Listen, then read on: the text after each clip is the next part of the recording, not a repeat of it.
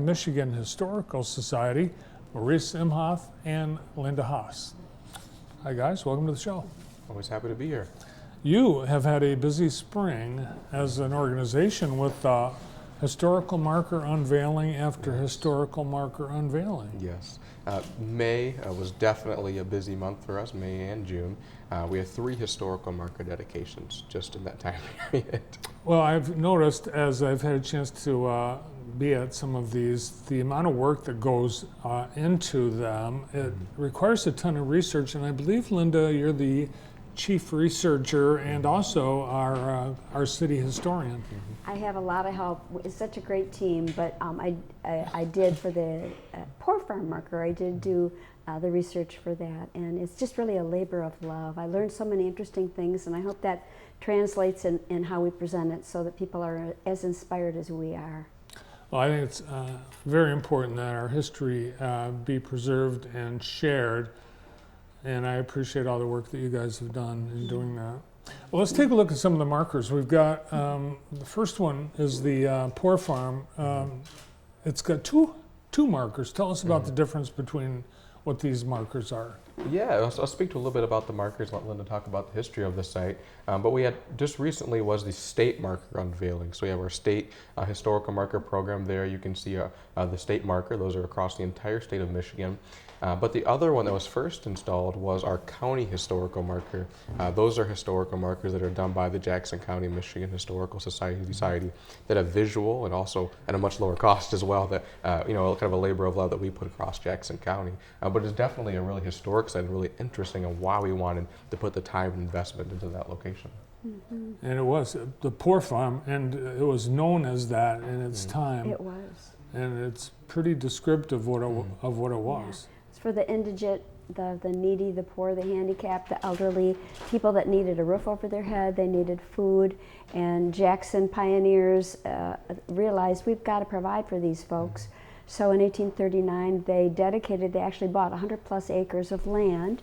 Their idea was to have a working farm so that the crops that were raised, the produce, the cattle meat that is sold could go back into the farm and it could be self-sustaining.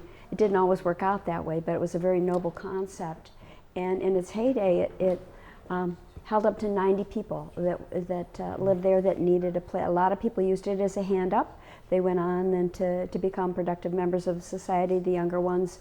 Obviously not everybody did that, but it is a testament to Jackson pioneers' desire to provide for those that couldn't provide for themselves, and I think that's very noble. Well, driving by before the markers, you wouldn't really know anything was there. It was farmland. It's being developed nearby for industrial.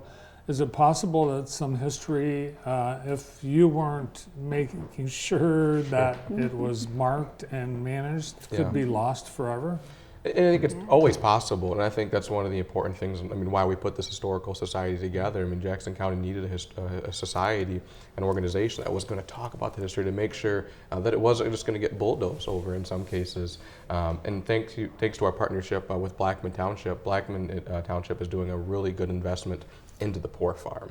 So they're doing some surveying. When they redid the road there, they did their own underground work to make sure there's nothing missing there, and even looking at where the structure used to be, they're making sure that can be preserved as much as possible in some areas as well. Yeah, great job. The 2 days later, you were unveiling another historical marker, and that was at the Cascades. Yes, I mean, it's no secret that the Cascades is definitely one of the most historic sites and unique sites in Jackson County, and it was most certainly fitting for one of our county historical markers. So there you can see one of the early pictures of the Cascades back when it was first opened, and then also a picture of Captain William Sparks, the man who had the vision behind the falls and really helped fund it and get it to where it is today. In many cases, it's not just putting the marker into the ground. There's a plaza or some benches and some other amenities to go with these markers. They had originally said, well, we just have a few little changes, the Parks Department, that we want to make to the marker, and lo and behold, they designed an entire landscaped area around the marker where there's benches and there's trees and it's just beautifully landscaped. Absolutely. It's just a model of how to really showcase our historical markers. And like Maurice said, the historical marker doesn't just honor the Cascades, which is an architectural wonder, 92 years old, but it honors the founder, William Cap Sparks, who is historically significant in his own right. And the third on that weekend that you unveiled was in Napoleon. Yes. So it's our first marker in Napoleon itself, and that is the Nattawaseppi Trail, which talks about Native American history. And thanks, really incredible work thanks to one of our trustees, Mr. Dan Weimer. He has done this research for many, many years and has talked about how Native American history in Jackson County, if I'm correct, really goes back 13,000 years, as he says. So really unique and really fitting to talk about how that trail went through Jackson County.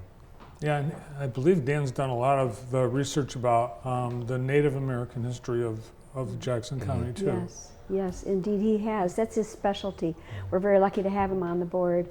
He has unearthed several artifacts. In fact, one of the oldest artifacts in Michigan he unearthed in that area in his excavations, a spear point, Indian head arrows, many more in Stony Lake and in that area, because in the Napoleon area several trails converged.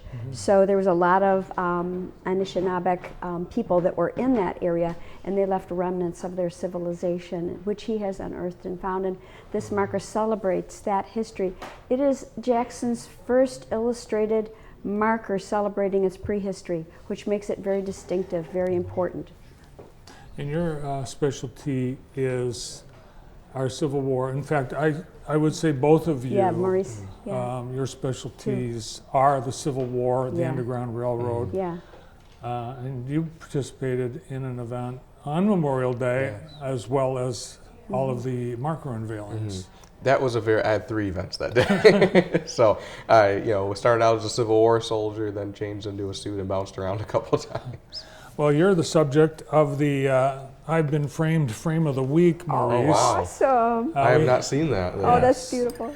Wow, I like that. We have those for you, and thanks well, thank to you guys. That's a yeah, great I've been picture. framed for framing this as beautifully as they have, Wow. and thanks to our team here at JTV for Yeah. covering that event. Madison View took this photo, and she did a beautiful Oh, job. she did. Yes. And, Gosh, that's gorgeous. yeah, and you guys look very authentic. So Well, thank Yeah. you. We, Well, we try. I've been framed, and JTV have that Appreciate for you. that. So enjoy that. Thank you. So what's next? What's the next historical marker unveiling? Well, I don't think we Carver. have a mark. Oh, and we do. There it is. In the Maurice works. knows. Yeah, Yeah. Maurice actually, Carver Camp, which is a historic property in Grass Lake Township that is historic in many levels, but it's named after George Washington Carver, who is a famous African-American researcher, inventor, and the holder of many patents. It's an inspiration for all the campers that use that today, that campsite. So we're researching all the various reasons why that property is historically important. He didn't visit that site itself, but it is significant to Jackson's history in many other ways, and so that's in the works. Stay tuned. Well, really, there's so many neat things about our history. As an organization, do you get tips from people? Things like, hey, Henry Ford used to come Yeah. here. Do you guys know anything about that? Yeah. Yeah, so we get a lot of people who reach out with some different. I think the Carver Camp is an exact good example of someone who reached out, said, "Hey, I have this. We're familiar with it. What do you guys know, and how can we make this known to people?" And I think that's been one of the greatest things about our organization so far. Is the goal is not what can we research, what can we collect internally. It's how can we share this with the public across the county, so and really beyond, so that way this history isn't forgotten. You need people, volunteers, to do the work of the society, and I know all of you that are on the board, you're all really deep history buffs. Do you have to be in order to be part of the organization? You don't. Really, it's just a passion. Passion for. That's how I got involved myself. By no means, when I'm a young guy, when I got started, I was no historian or by any means, but I had a passion for doing research and learning about it and becoming more involved. And we see other people doing the same. Linda, if someone wants to be part of it and be a member, they don't have to be on the board, but they can just be a member. We welcome. We have members that are teenagers on up to 80, 90 years old, and everybody in between. Absolutely. We welcome anything that anyone contribute, even if it's just their interest. And I would just like to add that Maurice, our founder, actually came up with this idea when he was 19 years old. So that's what makes our organization so distinctive. We talk about a wide range. Here you have, no longer a 19-year-old, but this young man just so filled with enthusiasm for history, leading us and doing such a great job in it. So this is an example of how this is something that can appeal to a variety of ages. Yeah, pretty amazing. I agree with you. And it's pretty cool that you've done this and that you're all on board and continuing this great mission.